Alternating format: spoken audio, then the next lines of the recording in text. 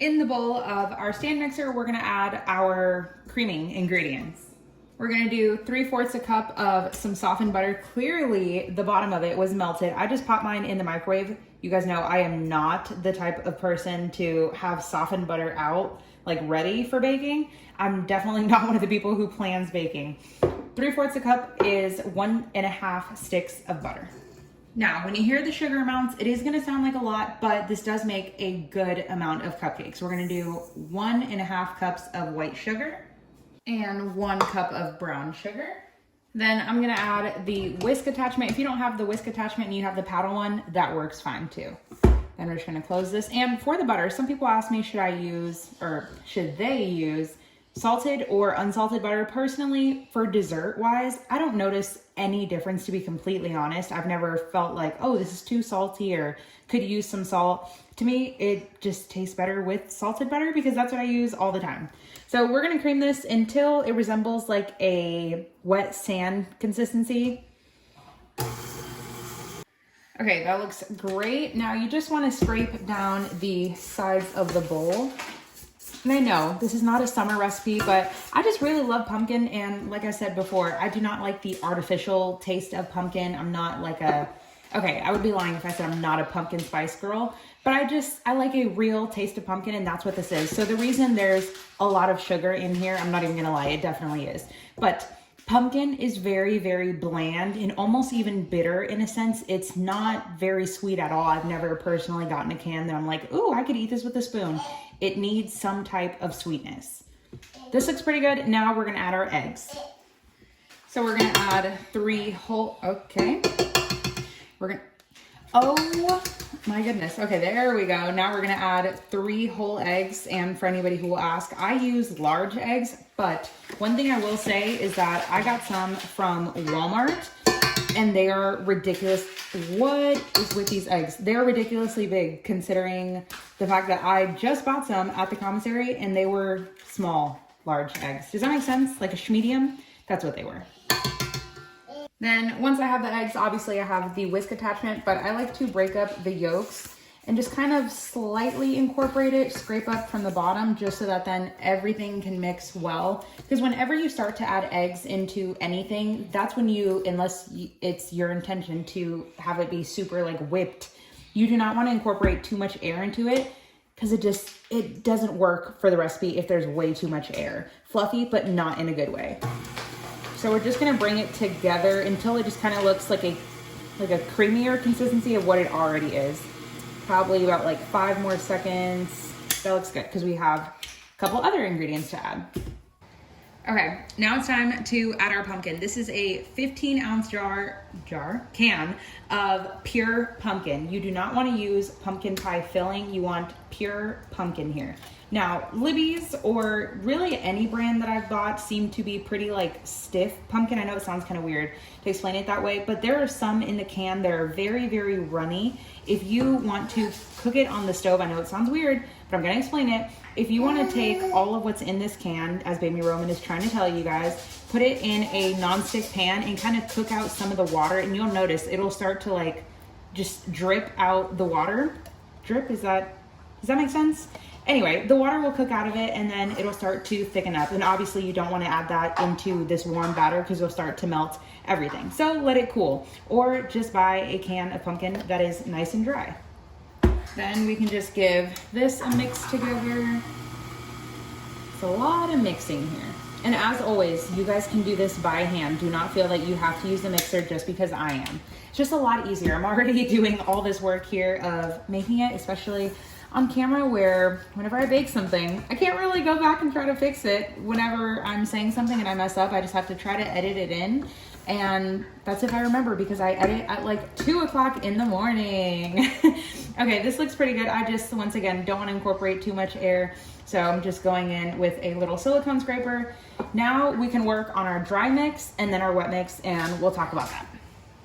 I like to always do my dry mix and my wet mix separate. And I know you're wondering, shouldn't this already be the wet mix? No.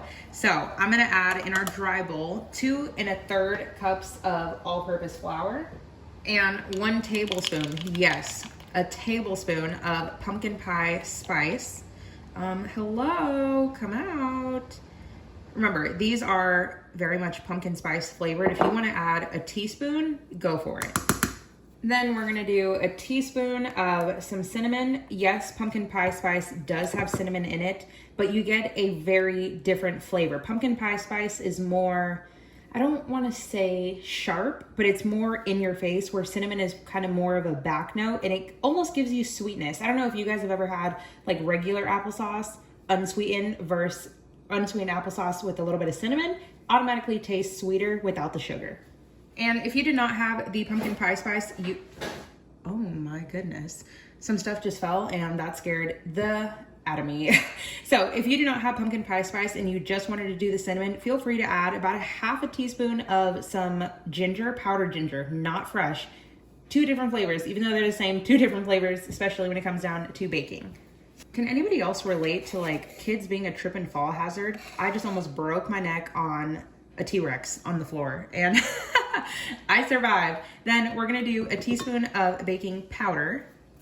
I guess what I can say is I'm glad we're not at that like Lego stage where I'm just gonna like completely just break my feet. So we're gonna add half a teaspoon of baking soda. I just said break my feet and I totally meant to say like, you know that paper towel commercial where he goes to like step and turn around and he's like, no, and he steps on a Lego? Yeah, that's basically how I felt. Then a couple of cracks of salt. I don't really measure this. I kind of just, I don't know, a couple cracks. So in the same measuring cup that we used to melt our butter in the microwave, just to save yourself some time, we're gonna add some buttermilk. Now, we're gonna add 1 cup. I've told you guys before, if I'm just bending down to the side to make sure I get a good measurement on this. If you do not have buttermilk, most of us don't unless you use it a lot, and let's be honest, a lot of us do not.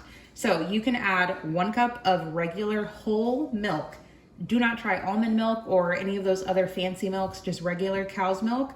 Add a tablespoon of white vinegar and let it sit for a minute or 2. You're gonna see it get, okay, kind of curdled and thick, but if you smell buttermilk, it smells the exact same as the milk with vinegar. Because it's sour, it works. So then once you have this, your buttermilk and your flour mixture, bring back our, okay, I gotta set you guys up with a new angle. Okay, kind of a better angle. Then we can put this down and we're gonna alternate in between wet and dry. No type of like crazy measurements. You just pour and just keep adding more. So maybe, oh, okay, your girl did not do a great job of mixing that. Did you guys see all that brown? Okay, so about like half. Same thing with this, about half.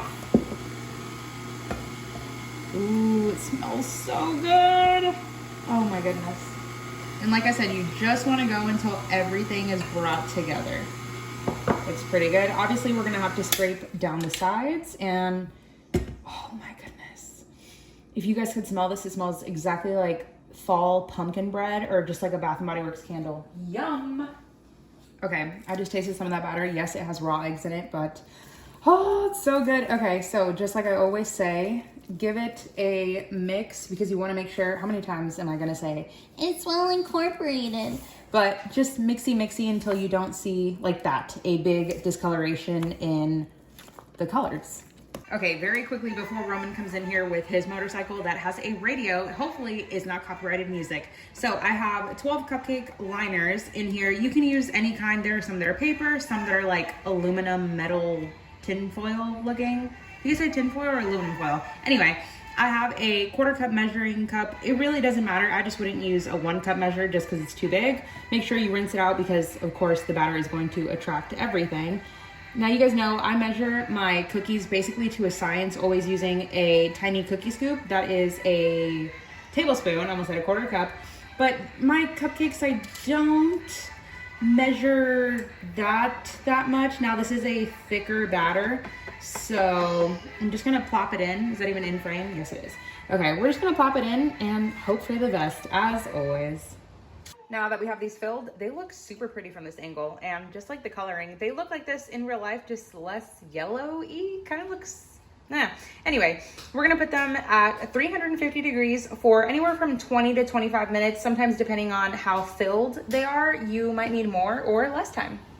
They are out of the oven. They were in there for 23 minutes. At first I had them in there for 20, set the timer, and they just needed a little bit more because they were still a little jiggly. But remember, it is not just visual. Just like cooking a steak, it isn't until you cut into it, or in this case, you wouldn't cut into it. You would poke into it either with a knife, a toothpick, something small, or just cut into it however you need to, just to make sure that they are done in the center. And of course, you need to let them cool. Now, I don't like letting them cool in here because of course the bottom will get super nice, well, yeah, super nice and brown to some extent.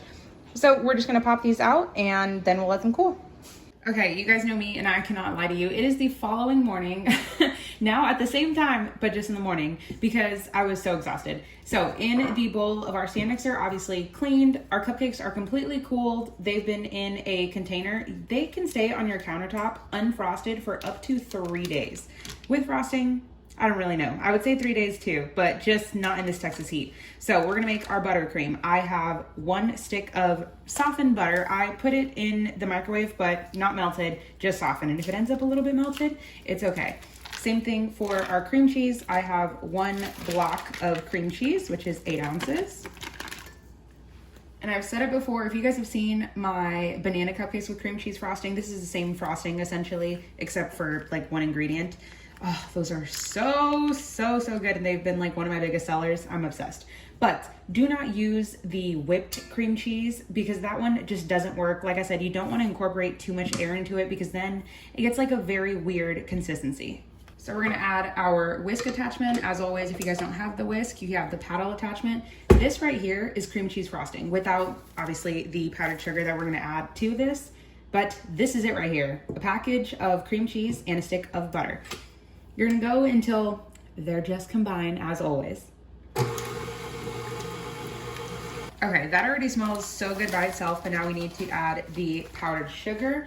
I like to do 2 cups of powdered sugar. I just feel like that is the best. There are some recipes that call for like 3-4 cups of that, and to me that just makes it crazy sweet. And you guys saw me add like to call it for what it is, a lot of sugar in the cookies. No, what the heck, Amber. Not the cookies, in the pumpkin cupcakes, but I had to sneak a taste without the frosting. It was incredible. It was not even overly sweet. It wasn't even on the verge of like, oh, I need some water with this. It was delicious. Then of course, this is our cinnamon cream cheese frosting. So if you just wanted it to be regular cream cheese, stop here and you're good. But for the cinnamon cream cheese, we're gonna do 2 teaspoons, as my hands are just covered in all this flour, of cinnamon. Then we can just close this, lock it on the side, and we're just gonna let it go. But I recommend adding either, it's almost a tablespoon of some water. You can do either water or milk. It really doesn't matter. It's not for flavor here. It's just to kind of help give it some liquid to get it going. And then we'll come back when everything is nicely mixed.